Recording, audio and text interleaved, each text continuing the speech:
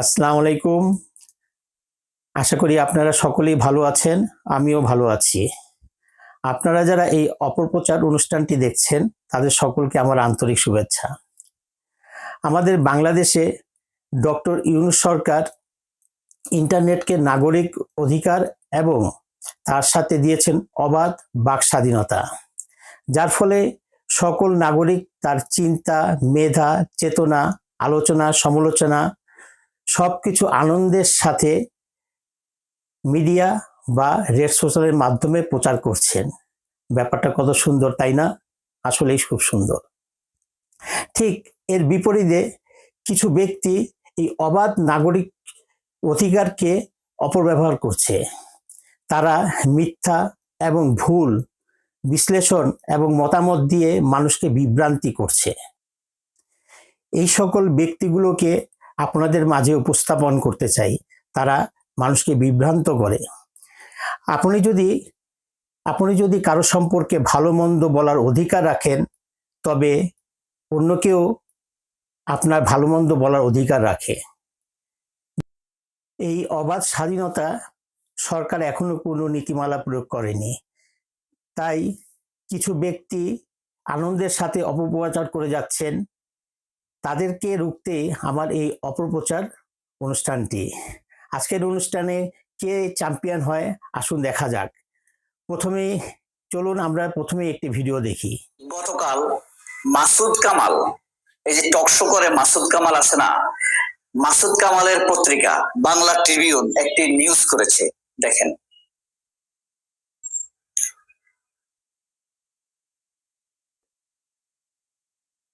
নিউজে লেখা আছে, খিলক্ষেতে মন্দির অপসারণে মুসল্লিদের আলটিমেটাম, সমাধানের চেষ্টায় থানা পুলিশ। অর্থাৎ মুসল্লিরা মন্দির অপসারণের অপচেষ্টা করছে এবং থানা পুলিশ এটাকে সমন্বয় করে দেওয়ার চেষ্টা করছে। যদি 12 ঘন্টার মধ্যে অপসারণ না করা হয় মন্দির, তাহলে মুসল্লিরা মন্দির ভেঙে ফেলবে। এই নিউজটা করছে বাংলা ট্রিবিউন। এখন এই নিউজটাকে নিয়ে ভারতে মিডিয়া স্বাভাবিকভাবে ডক্টর ইউনূসের সরকারের 14 গোষ্ঠী উদ্ধার করবে যে হিন্দুদের নির্যাতন হচ্ছে, মন্দির দখল হচ্ছে।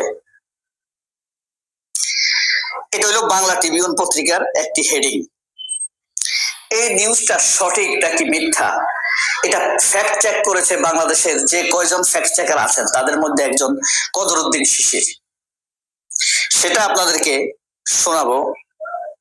কিন্তু দেখেন, অথচ সেখানে মন্দিরে নেই, সেখানে কোনো মন্দিরের অস্তিত্ব নেই। সেখানে শুধুমাত্র বিএনপি নেতা খিলক্ষেতের কায়ুম নাকি, সে একটা সাইনবোর্ড ঝুলাইছে, দেখেন।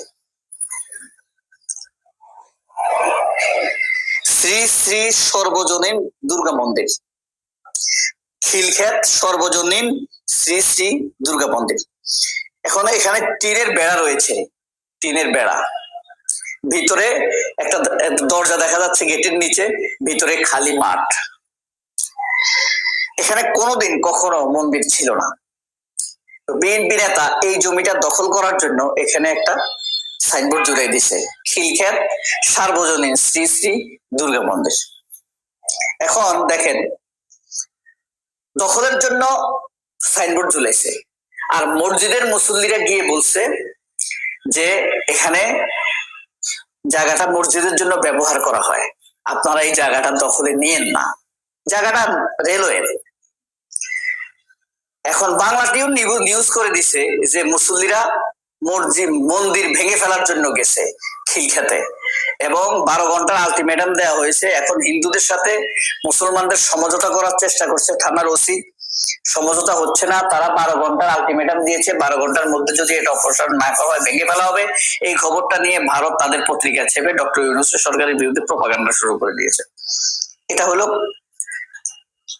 এই খবর এবং পিছনের খবর। এটা হলো বাংলা ট্রিবিউন পত্রিকা। এটা হলো মাসুদ কামালের পত্রিকা। মাসুদ কামালকে তো চিনছেন, যে বাংলাদেশের মিডিয়াতে খুব বড় বড় কথা বলে, মব সাংবাদিক। এটাকে কি মব সাংবাদিক বলা যায়? আপনারা বলেন। আরেকটা সাংবাদিক, এই ভিডিও ক্লিপ দেখে বুঝতে পেরেছেন যে কার কথা বলতে যাচ্ছি।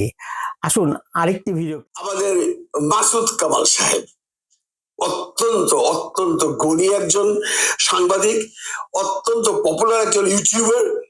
উনিও ওই একই দলের, যে চারজনের ছবি দিয়েছি তারা চারজন একই পথে চলে। বাকিদের কথাই বলবো না, বাকিরা সবাই পছন্দ করুক অপছন্দ করুক, ওনারা কিন্তু স্যারের অ্যাচিভমেন্ট নিয়ে কথা বলছেন, এই চারজন বলেন। লাস্টে দেখেন মাসুদ কামাল সাহেবের এখন থেকে 6 ঘন্টা আগের একটা কন্টেন্ট হলো, অধ্যত্ব আর ক্ষমতার দাপট দিয়ে ভোট পাওয়া যাবে।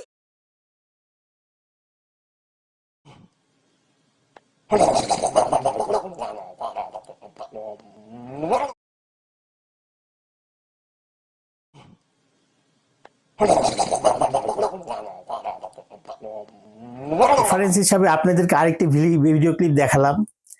এই যে এই ভদ্রলোক, এই লোকটি, উনি উনি যে কি, উনি মনে করেন আমরা কিছু বুঝি না, আমরা সব কিছুই বুঝি। ফুলের, প্রতিটি ফুলের যেমন একটা গন্ধ আছে, আর গন্ধ শুনলে বোঝা যায় যে এটা কি ফুল, ঠিক কথাই বোঝা যায় যে কি বলতে চাচ্ছে, কথার ভাষার একটা গন্ধ আছে। আর উনি নিজেকে বলেন আমি রাজনীতি করি না, আমি দেশকে ভালোবাসি। উনার দেশকে কি ভালোবাসা তা তো আপনারা একটু হলেও বুঝতে পারছেন, আর একটু হলেও বুঝতে পারছেন। যাক, এখন দেখে আরেকটি রেফারেন্স, আরেকটি ভিডিও। কুলাঙ্গার সাংবাদিক বাংলাদেশে এখন জন্ম নিয়েছে হাসিনা চলে যাওয়ার পরে। এদের দেহটা, শরীরটা হলো বাংলাদেশে আর হৃদয়টা হলো দিল্লিতে। এরা কোনো কিছু দিল্লির ক্ষতি হলেই এরা সহ্য করতে পারে না। এখন ডক্টর মোহাম্মদ ইউনূস স্যারকে নিয়ে কুলাঙ্গার সাংবাদিক মাসুদ কামাল যেভাবে মিথ্যাচার করছে, তার কিছু জবাব আজকে আপনাদের সামনে তুলে ধরছি।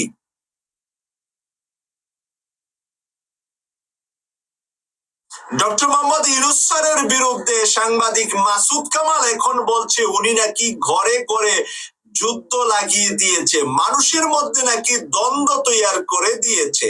আচ্ছা, দ্বন্দ্বটা সে কোথায় পেল? গ্রামে গঞ্জে, হাট বাজারে, সব জায়গায় নাকি এখন ইউনূসকে নিয়ে, ইউনূস সরকারকে নিয়ে দ্বন্দ্ব চলছে। আমার কথা হলো, এই কুলাঙ্গার মাসুদ কামাল রাখি চোখে দেখে নাই? গত রমজানে চিল্লাইয়া আমাদের ভাইয়েরা 5 কেজি পেঁয়াজ বিক্রি করেছে 100 টাকা, 1 কেজি 25 টাকা, আর 5 কেজি নিলে 100 টাকা। সেই কথাগুলো যখন আমরা মিডিয়ার সামনে তুলে ধরেছি, তখন এদের মুখে তখন থুতু মেরেছে মানুষেরা, যারা নাকি ডক্টর মোহাম্মদ ইউনূসের ভালো কাজগুলা চোখে দেখে না। ওই মন্দ কোথায় কি আছে সেটা খোঁজার জন্য এরা দেউলিয়া হয়ে থাকে 24 ঘন্টা। হাসিনার আমলে রমজান মাস আসলে মানুষ খেত 200 টাকা কেজি পেঁয়াজ, আর 200 টাকা দিয়ে এবারে রমজানে 10 কেজি পেঁয়াজ কিনতে পেরেছে মানুষ। এরপরেও কুরবানি ঈদে পর্যন্ত আমরা তার ভিডিও দেখলে, তার টকশো দেখলে আপনারা বুঝতে পারবেন এই লোকটি হলো আওয়ামী লীগের দালাল, রয়ের দালাল। বাংলাদেশের মানুষকে বিভ্রান্তি করার জন্যই তাকে নিয়োগ দেওয়া হয়েছে, যার জন্য উনি চোখ থাকিতে অন্ধ, উনি ভালো কিছু দেখেন না, যা কিছু দেখেন সবই ডক্টর ইউনূসের, সব কিছুই মন্দ, খারাপ। তাহলে সুতরাং আপনারা বুঝতে পারছেন। যদি সময় পান তার ভিডিওগুলো আপনারা দেখবেন, আর দেখলেই আমার সাথে একমত হবেন। যাক, আমার এই অপপ্রচার অনুষ্ঠানে আজকে চ্যাম্পিয়ন হলো মাসুদ কামাল। আসেন করতালি করি। আজকের এই অপপ্রচার অনুষ্ঠানে চ্যাম্পিয়ন হলো মাসুদ কামাল। তাকে তার পুরস্কারটুকু দেই এবং তাকে সাথে তার লোগোটুকুও দেই। আপনারা সকলে হাতে তালি করুন, করতালি দেন। মাসুদ কামাল অবাঞ্ছিত। এই হলো একজন মব সাংবাদিক, মাসুদ কামাল।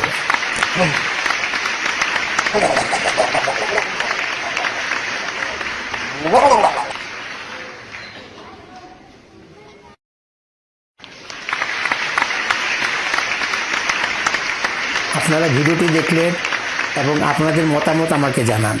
যদি আপনারা মনে করেন অন্য কেউ আপনার অপপ্রচার করে, মানুষকে বিভ্রান্ত করে, তাদের নাম আমার কাছে পাঠান, আমি তাদেরকে নিয়ে অ্যানালাইসিস করব, দেখব এবং তারপরে প্রচার করব।